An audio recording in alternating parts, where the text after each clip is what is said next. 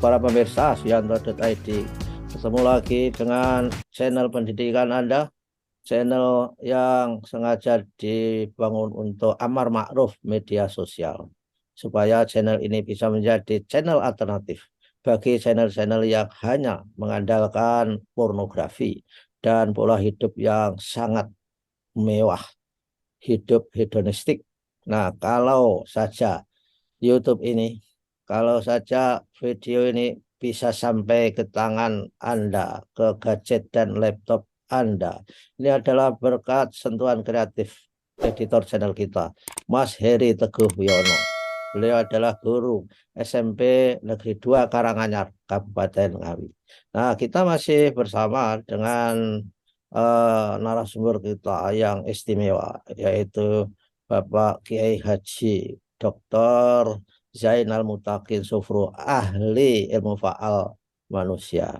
Dan beliau di episode ke-68 ini akan kita ajak untuk berdiskusi bagaimana cara bugar di bulan Ramadan. Tentu saja bugar bagi para muslimah yang menjalankan ibadah puasa. Nah, oleh karena itu, saudara, jangan lupa klik subscribe dan share video ini kepada sanak saudara, kolega, supaya memiliki nilai ibadah yang baik. Nah, kita sapa dulu. Assalamualaikum warahmatullahi wabarakatuh, Ustadz. Waalaikumsalam warahmatullahi wabarakatuh. Nah, saya Dok, kita Alhamdulillah. sudah melewati hari pertama puasa. Nah, Alhamdulillah. untuk berikutnya, bagaimana Dok supaya kita tetap bugar di dalam bulan puasa menjalankan ibadah puasa sehingga puasa kita semua diterima Allah Subhanahu wa taala dan mudah-mudahan menjadi orang-orang yang mutakin. Gimana Dok? Baik, terima kasih Prof. Jadi kalau bicara masalah bugar ini tentu harus dikaitkan dengan kemampuan tubuh memanfaatkan udara pernapasan, Prof. Iya, ya. Iya. Nah, kita sebetulnya jauh-jauh sudah diingatkan dengan sebuah hadis yang mengatakan sumu tasihu, Ya. berpuasalah agar sehat. Cuma yang sering kita lupakan adalah prereknya, prasyaratnya itu, Prof. Iya. Nah, dari aspek energi kita sudah pernah bincang-bincang betapa bersyukur bagi orang yang menjalankan ibadah puasa karena sumber energi yang digunakannya ada pergeseran, Prof. Terutama otaknya. Ya. Otak itu yang tadinya sangat tergantung dengan zat gula, itu tiba-tiba bergeser ke sumber pemecahan lemak, Prof. Oke. Jadi benda-benda keton itu ya. Jadi dan ini menarik ketika kita puasa sebenarnya sudah memperoleh isyarat adanya bau mulut yang khas Ya, seperti bau kitek atau aseton ya. seton. Ya, cuma prasyarat tadi yang harus diperhatikan adalah bagaimana antara waktu berbuka sampai sahur itu pastikan, Prof, air itu harus cukup. Ya. Ya.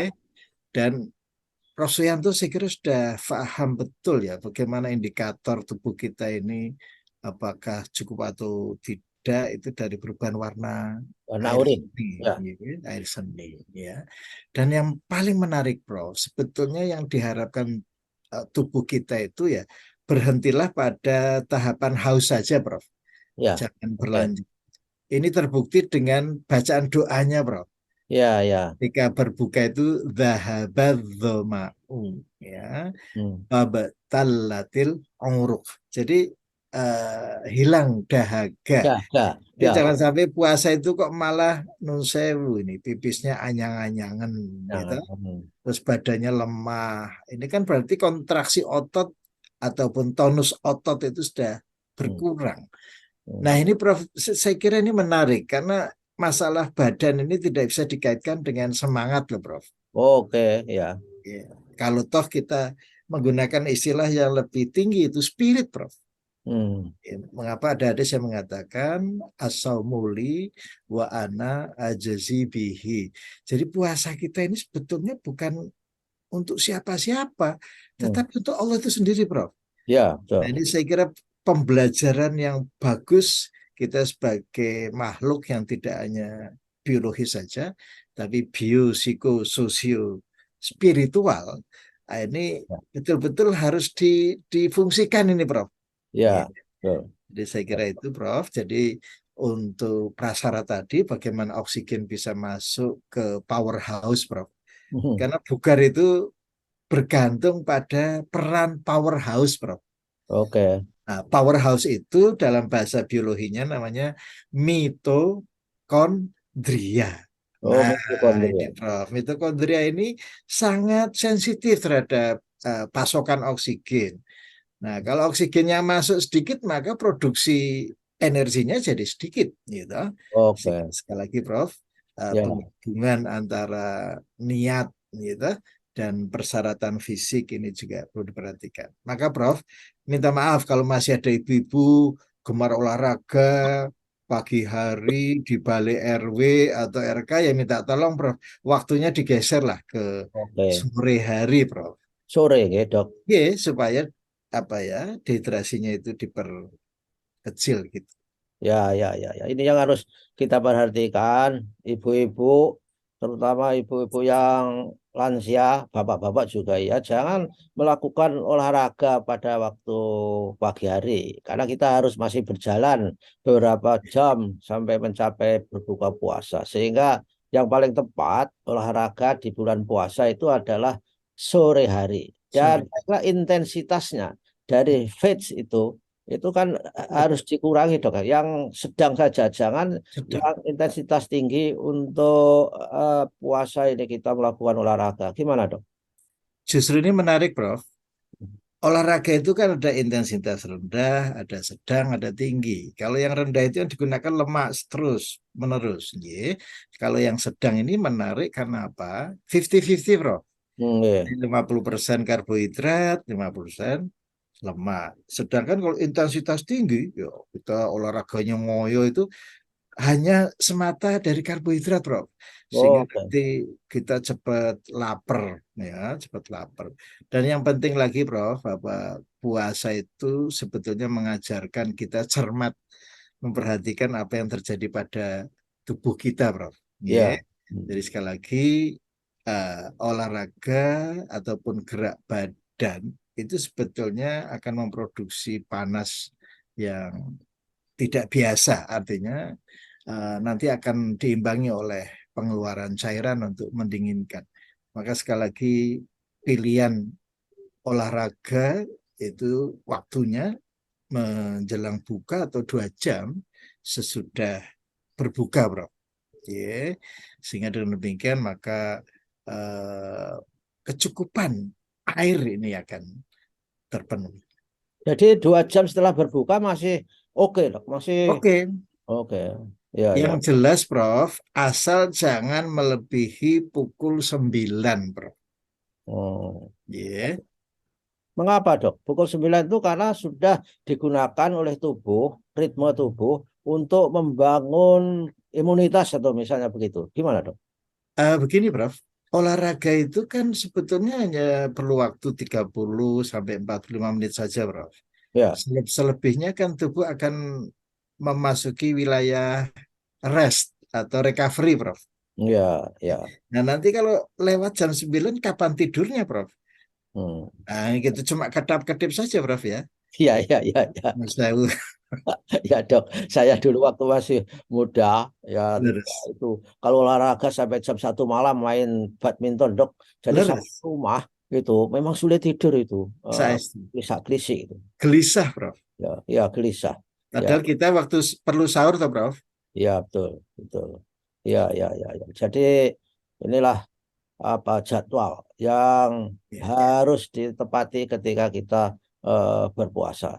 Jangan sekali-kali olahraga di waktu pagi. Tapi bahwa puasa tidak boleh menghilangkan olahraga karena alasan puasa supaya tidak mengganggu puasa itu sebetulnya alasan yang kurang masuk akal, dok. Justru begini, Prof. Olahraga yang sudah teratur, tiba-tiba harus berhenti selama bulan Ramadan, itu nanti, minta maaf, kembali ke kondisi semula agak susah untuk mengejarnya, Prof. Jadi bulan puasa itu bukan halangan untuk melakukan olahraga. Karena Ya, tadi Prof ngendika piyambak toh, nggih. fit jangan lupa supaya kita tetap fit. Ya, Ya, frekuensinya, intensitasnya, durationnya, jenis olahraganya. Jadi sekali lagi Prof, nanti justru Prof, ketika kita berpuasa ke olahraga akan merasakan energinya itu lebih, Prof. Karena apa? Karena energi yang digunakan adalah lemak yang ya, nilai kalorinya 2 kali lipat dibandingkan gula. Ya. Jadi disitulah menariknya puasa di bulan Ramadan. ya, ya, ya, ya. Dan saudara-saudara, banyak dari kita yaitu khawatir kalau puasa kita tidak ada energi, padahal simpanannya itu adalah banyak sekali lemak gitu. Tapi Hmm. saatnya untuk menggunakan lemak itu harus olahraga. Ini kesempatan yang baik oleh orang-orang yang obesitas, yang overweight untuk memperbaiki keadaan tubuhnya. Betul nggak dok? Kalau saya Persis, Prof. Jadi ini memang peluang yang luar biasa. Peluang yang didukung oleh pengetahuan, Prof. ya, Yang ya, namanya hikmah, Prof. Nggih. oke. Jadi ilmu yang amaliyah, amal yang ilmiah itu loh, Prof. Ya, ya dok. Dan saudara-saudara, jangan berpandangan bahwa puasa itu tidur saja mendapat pahala. Lah tidur saja mendapat pahala, apalagi kita melakukan sesuatu termasuk olahraga. Saya kira begitulah dok. Kita Alhamdulillah. sudah memberikan banyak ilmu pengetahuan kepada para pemirsa, terutama bagi yang menjalankan ibadah puasa. Terima kasih dok. Ketemu lagi minggu depan dok. Insya Allah. Mudah-mudahan kita tetap sehat walafiat. Wassalamualaikum warahmatullahi wabarakatuh. Waalaikumsalam warahmatullahi wabarakatuh.